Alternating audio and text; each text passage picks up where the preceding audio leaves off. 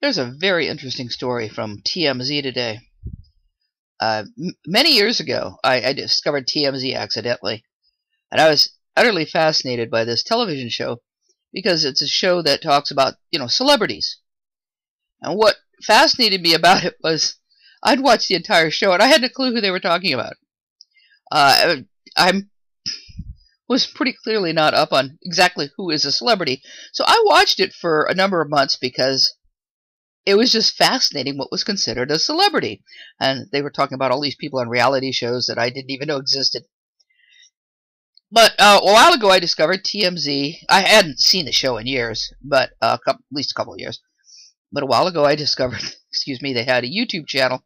And I subscribed just for the heck of it to see what's going on. And occasionally there's a really interesting piece of real information. Or at least there's real information behind the celebrity news. And this is a case that I think is very interesting, and it involves actor Jason Patric. Now, Jason Patric is, as one of the guys on the TMZ, and I'll give you the link to their video and to the article on their website.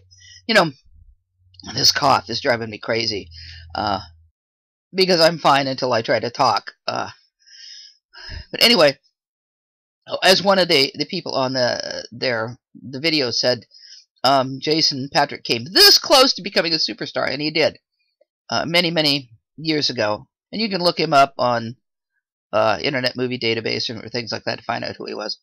Well, anyway, he's had this on and off girlfriend for many years, Danielle Schreiber. So at one point they broke up, I guess, but she wanted a child. So he said, well, he'd donate sperm, but he didn't really want to be a dad. So the deal was that he wouldn't offer any support since this was her deal. And she could never tell anyone who the father was. And this was fine with her. She wanted a child. She wanted to support the child herself. Well, then they got back together for a while. And it didn't last very long. But they got back together in 2001. And then they got broke up in 2002. But the baby, whose name is Gus, was born in 2009. Well, while they were together, Jason got really attached to Gus. And so after, he'd never had anything to do with before, but once they were together, wow, this is my kid. How cool. So anyway, after they broke up again, he wants 50-50 custody of the boy.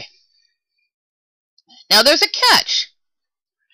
And it says here on their website, but there's a little-known law which says that if an unmarried man artificially inseminates an unmarried woman with the help of a physician, he's not legally the dad and has no custody rights. Now, they say little-known. Well, I was unaware it was little-known because I actually thought it was fairly widely known. That maybe that's just within the gay community. The reason for this law was to protect sperm donors. However, it has been challenged in the past because let's say if a gay man and a gay woman decide to have a child and they want to parent this child together. So the man provides sperm to a physician. The physician inseminates the woman. Then this man who wants to be the father has no rights to his kid. So this has been challenged before. This is also why a lot of babies are made via turkey baster, you see, rather than going to a physician, because then the question doesn't come up because a doctor's not involved. And that was the catch, with the help of a physician, and that was to protect sperm donors. So, well, she has at least temporary sole legal and physical custody, and he has visitation rights.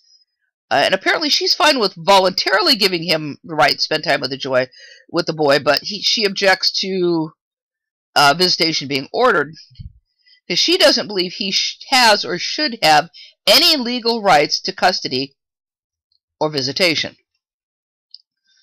Now, this is a complex legal case and even a more complex moral case.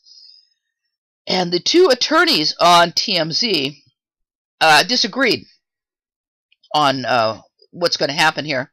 And as the one pointed out, that the law was intended for people who didn't want to be fathers, to protect them. In this particular case, here's a man who wants to be a father. However, Harvey, who started TMZ, said that, well, no, the law's the law. And basically, and so it's not likely he's going to get custody. So the way I read this is she's fine with having Jason Patric in her son's life. But she doesn't want a legal order, probably because she doesn't want Jason to have any control over her son's future. Because when you have custody, if he were to have custody, then he would be involved in decisions about his son's future, from everything from what religion he was going to be raised in, whether or not he was going to be raised in a religion, what school he's going to go to, things like that. So my understanding is she had this plan all along. She wanted a child. She wanted the complete responsibility for and control of the child. And she still wants complete control over decisions over the child's life. But now Jason Patric's in the picture, and he wants to be part of his son's life. And to a certain extent, she doesn't object to that. Apparently, for whatever reason, they broke up. They kept going back and forth, so I guess she doesn't think he's a horrible guy or anything. And it's probably a good idea to have him in his son's life. But she doesn't want him having any control. That's my interpretation of this.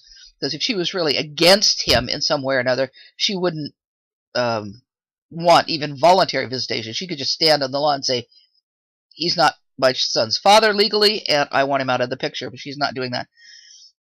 This is going to be a really interesting legal case, and I hope TMZ follows up on it.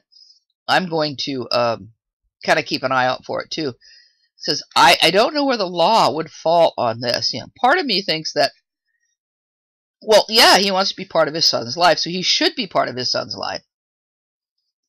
And, of course, that it would include paying child support, as well as having court-ordered visitation, and so on and so forth.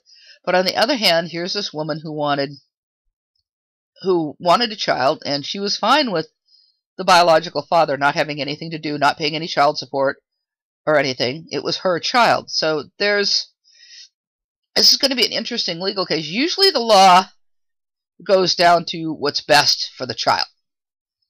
If there's any questions, this should be a very interesting case. And I just thought I'd mention it to you because I think it's such an interesting case, and we'll have to see how it flies, and whether,